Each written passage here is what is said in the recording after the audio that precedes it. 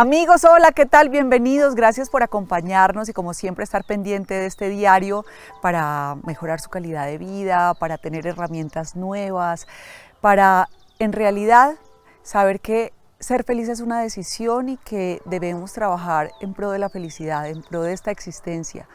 La actitud realmente determina el cómo vivimos. Hoy con nosotros el querido Rodrigo Córdoba, profesor de la Universidad del Rosario, además médico psiquiatra brillante. Bienvenido siempre, sabes que es un placer tenerte en este programa. Diana, el placer y el gusto es mío, ya cuántos años que hemos estado aquí compartiendo opiniones y generando y expresando puntos de vista, y para mí una alegría estar contigo y tus televidentes, que cada vez son más. Y sabes que me gusta mucho que compartamos el tema de salud mental. La salud en estos momentos se siente amenazada por tantos sucesos externos que pasan a lo largo de nuestro día, en nuestro día a día.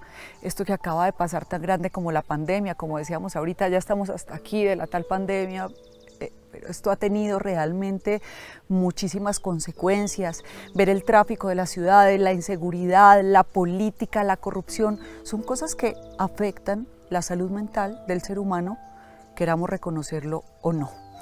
Hablemos un poco de cómo empezar a detectar que nuestra salud mental se ve afectada por estos sucesos. En unos programas ya hace un tiempo, en la mitad del huracán, en la mitad de la ventisca, decíamos que la pandemia que vendría sería la pandemia de la salud mental. Y hacíamos un símil llamativo. Decíamos que si la pandemia iba a dejar huellas de gato, la pandemia con relación a la salud mental dejaría huellas de elefante. Y se ha visto reflejado en las cifras, en las consultas, en las demandas de atención. Hemos visto cómo, no solo en Colombia, no solo en América Latina, en el mundo, el 30% de las demandas de atención en salud mental se han incrementado, un porcentaje importante. Pero además, si lo vemos en niños, que a veces no hemos pensado en ello, un 50%, los niños desde que empezaron a retomar nuevamente su actividad académica, han aumentado la demanda de servicios para atención en términos de salud mental. Pero entonces empecemos definiendo claramente la salud mental, porque lo primero que hay que decir es que salud mental no es la ausencia de enfermedad. Es decir, si yo no tengo una enfermedad mental, tengo salud mental. La salud mental es la capacidad que tiene un sujeto de enfrentar las nuevas circunstancias, de enfrentar las situaciones nuevas, el imprevisto, lo que yo no esperaba, y tener la capacidad de adaptarse a esos procesos. Entonces, sin lugar a dudas, la salud mental se ve retada todos los días frente a las circunstancias de los vaivenes de la existencia. Obviamente, el caso de la pandemia, por ejemplo, por COVID-19, una afrenta tan importante que se generalizó en la humanidad, y con esa sensación de miedo de que pueda ocurrir algo, que pueda ocurrirle algo a las personas cercanas, generó unos procesos donde la salud mental se vio notablemente presionada y comprometida. Y en ese orden de ideas, sin duda, es lo que estamos viendo, que empezaron a pasar los escalones, y en algunas personas allí, en otras se convirtió esto en un factor de riesgo para que fuera el terreno abonado para que aparecieran enfermedades mentales. Es cierto, sucesos como este y como muchos otros afectan la salud mental de los seres humanos. Y hablar de buena actitud para una persona que le toca, pongamos ejemplos, todos los días cruzar una ciudad de norte a sur durante 2 horas y soportarse un trancón, soportarse el maltrato de otras, soportarse el que no tenga para comer, o sea, muchísimas situaciones que pueden desestabilizar la salud mental de una persona. Y nadie es ajeno a circunstancias, porque en Colombia tenemos nuestros problemas, pero en otros países tienen los suyos. ¿Cómo sobrellevar, cómo hacer para mantener la cabecita bien puesta, como decían nuestras abuelas, como dicen nuestras abuelas? Creo que hay que aprender a reconocer que el equilibrio emocional también se rompe. Es decir, nosotros tenemos la capacidad de identificar rápidamente un dolor muscular, un dolor abdominal, una cefalea, pero con lo emocional preferimos dilatarlo. Yo creo que esto viene de atrás, ya casi 3 o 4 siglos, donde planteó Descartes este dilema donde el cuerpo por un lado y la mente por el otro. Entonces muchas veces la mente, las personas sienten que es flojera, lo normalizan, lo psicologizan, y estas señales que empiezan a aparecer cuando nos vemos supremamente retados, es muy importante aprender a reconocerlas. Y yo creo que esa sensación de miedo constante o permanente cambió mucho a las personas sin darnos cuenta. Tú encuentras personas que has dejado de ver y las volviste a ver y las encuentras cambiadas, parece mentira, cambiadas, o más hurañas, una manera de entender el mundo, o con una perspectiva de poca importancia hacia los otros. De todo hemos visto en este proceso. Y en ese orden de ideas creo que es muy importante tener presente que este tipo de situaciones que empiezan a manifestarse muchas veces porque te cambia el genio, porque te pones más explosivo, porque duermes mal, porque comes mal, porque las cosas les pierdes el interés, son señales donde se están poniendo a riesgo la salud mental, que inicia las emociones, se vuelve en la conducta y a veces se termina convirtiendo en trastornos, como hemos hablado en varias de las oportunidades.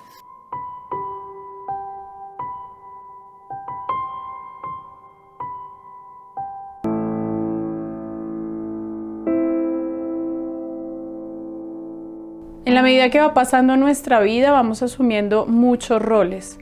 Unos no los vamos asumiendo de forma nueva, sino que simplemente se van resignificando, y otros van apareciendo en la medida que iniciamos etapas como ser pareja, ser papás, ser empresarios, ser emprendedores. Pero lo importante aquí no es qué cantidad de roles vamos asumiendo, sino cómo es la calidad de nuestra ejecución en cada uno de esos roles. Y es muy importante que te des cuenta que aquí no hay cabida para la perfección. Una de las obsesiones grandes que tenemos con respecto a todas las cosas que hacemos es hacerlo perfecto. Y la realidad es que es imposible hacerlo perfecto. No sabes cómo hacerlo perfecto y está muy bien que no sepas cómo hacerlo. Si supieras cómo hacerlo perfecto, sencillamente no habría ningún aprendizaje a lo largo de la vida. La invitación del día de hoy es que te permitas fluir con los roles y que en cambio de estar persiguiendo la perfección, persigas el aprendizaje y te permitas día a día aprender de cada uno de los retos que surgen detrás de cada uno de los roles que asumes. Te habló Paola Hartman, neuropsicóloga y experta en inteligencia emocional. Hablemos del trastorno del sueño, que es muy común ahora. Primero, ¿qué pasa cuando una persona no tiene una buena calidad del sueño? Hablando de qué es una buena calidad de sueño. Y segundo, ¿cómo contrarrestar estos síntomas de insomnio? El sueño cumple una función reparadora. Es como si tú dejas un auto con las luces encendidas. Al otro día, cuando lo vas a activar, pues no te funciona.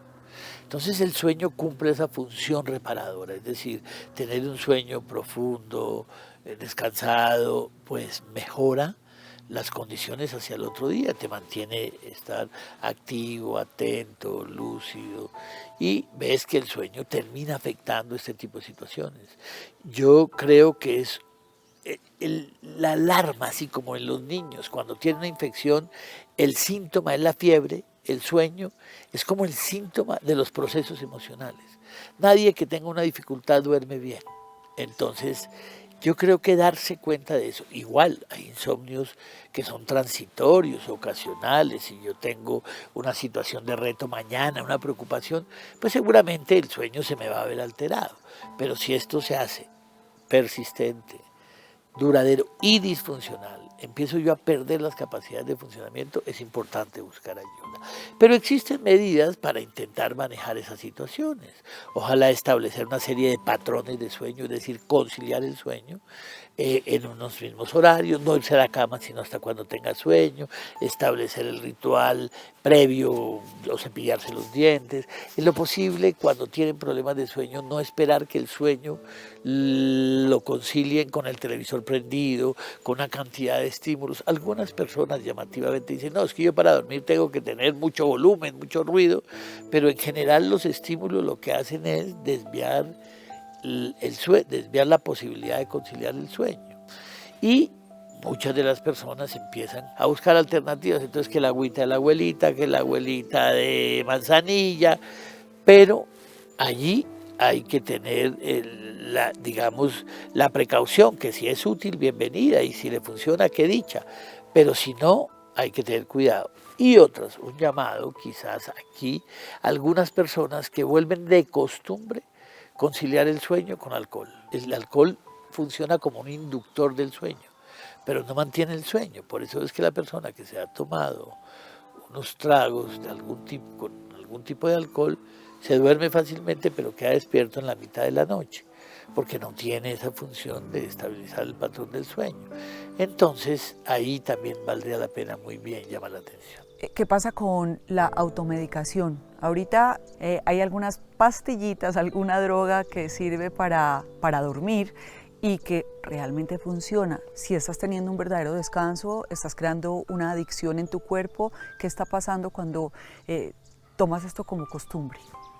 Es que, como todos los medicamentos, si yo tengo una infección, no todos los antibióticos me sirven para la misma infección. No todos los insomnios son iguales. Hay insomnios, por ejemplo, en algunas personas que están muy tensas, tienen dificultades para conciliar el sueño. Otras personas que están más tristes, por ejemplo, y lo que duermen y quedan despiertos mucho más temprano. Y hay otras personas que lo que tienen son insomnios, lo que nosotros llamamos intermedios, es decir, se vuelve muy frágil el sueño como una galleta de soda y se despiertan muchas veces en la noche. Y en ninguno cumple una función reparadora, o porque es pocas horas de sueño, o porque no se profundiza para generar los procesos de descanso. Entonces, la vecina, la amiga, el vecino, el familiar, aún el farmacéutico en muchas de las ocasiones termina recomendando pastillas para dormir. Y esas pastillas para dormir no tienen una indicación precisa como tal. Entonces aparecen todos los riesgos de los procesos de no tener una indicación acertada, de los riesgos que puede significar cualquier pastilla. Entonces ahí sí es importante hacerle un llamado a los televidentes de que si van a tomar pastillas, las pastillas las formulan los médicos y entonces es importante consultar a un médico si va a tomar una pastilla, cualquiera que sea. Y digamos lo que para el sueño, pero que para las alergias, para las cosas, si son unos medicamentos, pues por eso son medicamentos, porque son de indicación médica. ¿El abuso, el exceso de pastillas te pasa cuenta de cobro con los años? En muchas de las ocasiones sí, cuando no tiene una prescripción, porque lo que nosotros vemos es que el sueño es un síntoma, es el reflejo de algo que está pasando. Es decir, tú ves el brote, pero no ves el bicho que lo produce en las infecciones. El origen. Entonces, en el sueño, generalmente ese es el síntoma, esa es la manifestación de algo que está pasando debajo. Entonces, las personas que consiguen algo que les ayuda a dormir, pues siguen usándolo sin solucionar el problema de base. Entonces lo que terminan es muchas veces incrementando el uso porque ya empieza a cumplir una tarea y esa tarea ya es insuficiente y empieza la escalada de las dosis. ¿Cómo todos estos sucesos han tenido influencia en nuestra vida y en nuestra salud mental? Sucesos como la pandemia, sucesos como el tráfico pesado, sucesos como la corrupción en nuestro país o la guerra en algunos lugares del mundo, en todo lo que pasa que es externo a nosotros y que no tenemos el control absoluto de nada. Como sucede con la salud mental, los seres humanos somos como esponjas. Todo esto lo vamos absorbiendo hasta que llega un punto en que ya no es suficiente. Y en esos procesos termina siendo o termina dando que empieza a haber un incremento en esas manifestaciones, ya no es capaz de tolerar esta tensión, estas presiones. Por eso cuando hablamos de los programas de prevención de salud mental, tenemos que pensar en una visión transectorial. La seguridad, el tráfico, la vivienda, el trabajo, inciden de manera directa sobre la salud mental. Pero cuando esto definitivamente no somos capaces de aguantarlo, de sostenerlo, de llevarlo, pues empiezan a aparecer primero pues manifestaciones mucho más establecidas. El alcohol, los cambios de conducta, los abusos de sustancias. Una cosa que estamos viendo en el último tiempo que es el juego patológico, ¿no? Muchas personas jugando compulsivamente ahora que se les facilita mucho más, que son formas de expresar o manejar la ansiedad.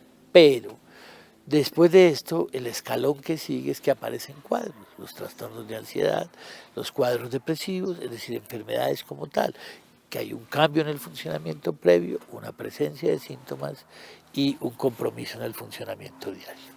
¿Cómo hacer para que no nos convirtamos en la olla a presión? A veces creemos que tenemos paciencia, que estamos muy tranquilos, pero mentiras, que estamos acumulando, respirando, eso que uno a veces como que se aguanta la rabiecita y el desespero, pero está ahí. No eres capaz de gestionarlo, sino que lo estás guardando y acumulando y te conviertes en una olla a presión que el día de mañana explota con consecuencias nefastas. ¿Cómo hacer para ir gestionando cada día de nuestra vida nuestras emociones?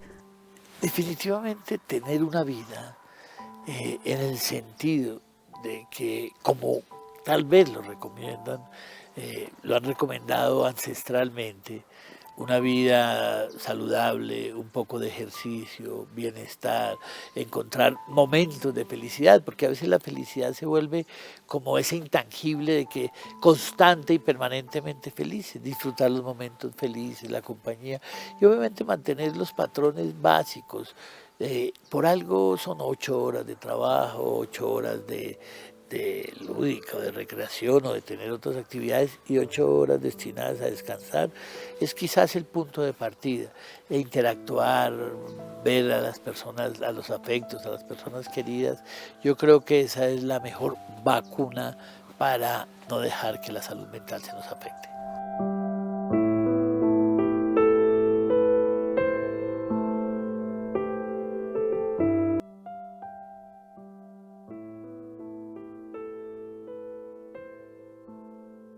Hola, muy buenos días. Mi nombre es Mónica Dávila y hoy les vamos a preparar una receta de desayuno fácil, rápida, nutritiva y deliciosa. Es un pancake de avena hecho en casa con avena en hojuelas, banano. Pusimos en remojo previamente las semillas de chía y vamos a comenzar. Entonces, ¿qué es lo que necesitamos? Necesitamos un banano bien rico, maduro. Le voy a agregar 2 cucharadas de semillas de chía previamente remojadas.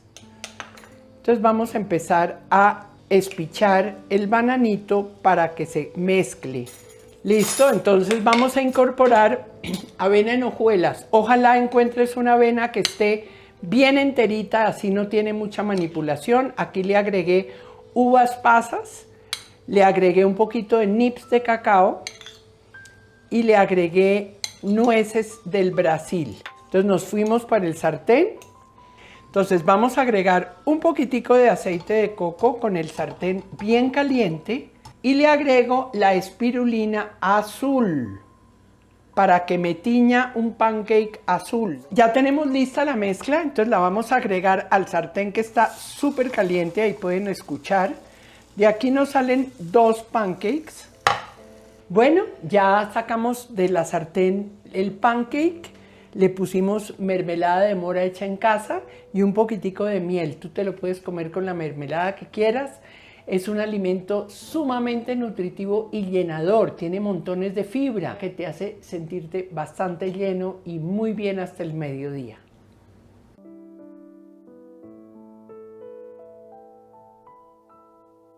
¿Cuáles son los síntomas que nos muestran que definitivamente nuestra salud mental está al límite y que estamos empezando a padecer de esto que nos acabas de mencionar, como la ansiedad, la depresión, bipolaridad, una cantidad de diagnósticos que se dan?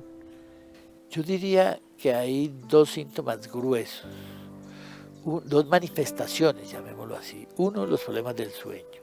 Eso es uno de esos bombillos rojos, esos de esos sensores importantes. Lo segundo es la irritabilidad. Es un cambio que a veces uno no lo percibe, pero quienes conviven con nosotros se dan cuenta. es decir, estallamos por cualquier cosa, nada nos gusta, siempre estamos teniendo dificultades en nuestra vida de casa, en nuestra vida de pareja, o en nuestra vida laboral, o en las relaciones con las personas, estamos muy irritables, que a veces sentimos que todos estos momentos de polarización y de tensión, y tenemos que partir de la premisa que para que yo exista, existen otros, que no todos vemos el mundo de la misma manera, que todos tenemos opiniones distintas y que seguramente lo que nos hace y nos permitirá mantener ese planeta futuro es primero respetar pues el cambio climático, que es una realidad, pero segundo respetar al otro, valorar las opiniones de los otros y partir de la premisa que seguramente yo tengo muchos fundamentos, pero de la otra persona, si tengo la capacidad de escucharlo, algo aprenderé. Es verdad, siempre tengo algo que aprender de una persona con la que entablo una conversación o simplemente con quien me cruzo, siempre hay algo nuevo que aprender.